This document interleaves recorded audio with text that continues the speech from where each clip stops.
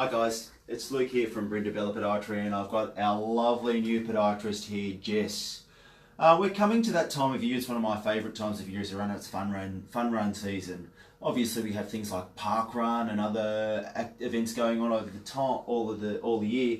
But now in this fun run season, Jess, our podiatrist, has gone, well, hang on a second, why can't we share our information with some other patients out there who may need a help and a kick along with this? So, great idea, Jess. And I was just wondering if you could spill some beans for us. First of all, what's your top tip for people coming into fun run season if we want to improve our performance or just get that next step up, that next level up to maybe go to 30-minute 5K or something along those lines? What can you tell us? Thanks, Luke. Yeah, there's a few things that people can do. It's not that hard to improve your running technique.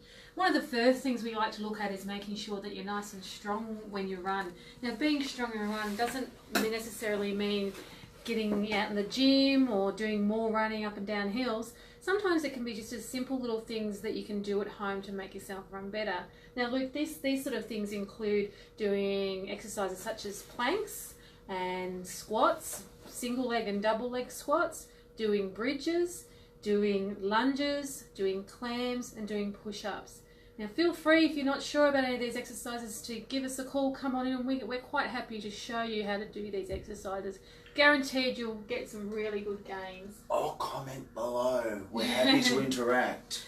So the next thing I really love doing, and I get a lot of my runners when they come in to do this, is just to increase your cadence a little bit. If we increase our strides and our speed of our cadence, we can actually take the load off our legs and actually improve our performance. Now, there's no real magic number. A lot of research is out there and it's still up in the air as to what the magic number is. So what I tell my patients is just to try and increase your cadence by about 5 steps per minute. So by doing that, that will take the load off your legs and will actually improve your form. And the easy way to do that is put on your beats and set your beats at around 180 beats per minute or thereabouts. If you're not sure if you're increasing it, you can always download a metronome on your phone, and you can every now and then listen to your metronome and make sure you're doing a nice fast pattern. Just for all those guys at home, who don't know what cadence is, just started to allude to your steps per minute. There, it's how many times your foot will hit the ground in the space of a minute. Okay, obviously when Jess is talking about increasing that, you want more steps in your run, so we've got a shorter stride length. And that's exactly right. And a good way of doing that is, if you don't have any of the fun gadgets that I just mentioned, is you can just count on one leg and you count how many times you take a step in that minute time. And then every now and then during your run, you go back to that minute and count how many steps you're taking, and you might want to increase it by 5. The next thing Luke will talk about is footwear. Footwear is a podiatrist's most favourite thing to talk about, I think. Yeah, I do. Footwear is one of those things that I love. Footwear is seen as a saviour, or quite the opposite for a lot of runners. I get onto a lot of runners' message boards and things along those lines, and people see footwear as a generic solution. Everyone has an individual foot type, guys. You need to get yourself fitted properly by an expert. Obviously, that's why we refer off to the athlete's foot. That's one of our favourite places. And why do we do that, guys? Because they will have a look at your foot type. They will be trained exactly what you should be wearing, or the options of what you're wearing. Just here we've got a few examples of, and just some generics, those tips. We have gone over these quite a lot. Good solid heel counter here, so we can start off with a nice decent stride through gait. We want our shoe not to be, we want our foot to act as our foot, but we don't want it to have to work so much.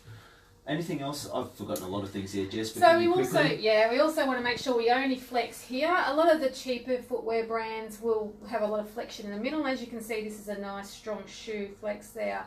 Another couple of things to mention as well is sometimes you have to be a bit more specific with your footwear depending on the conditions that you're running in.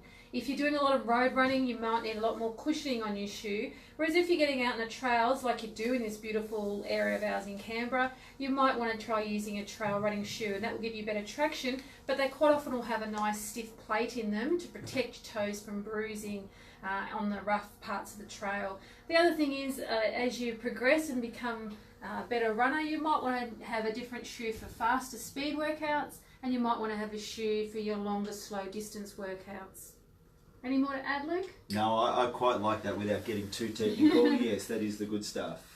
So, and just one more thing, if you need new shoes, remember your running shoes will only last up to about 800 kilometres, and especially if you're doing lots of walking in them as well. So don't be afraid to buy a new pair of shoes every few months. Yeah, there is a couple of videos on that we have done previously if you want to go back into our library of features of a shoe that we know when are wearing or comparing it to those new shoes.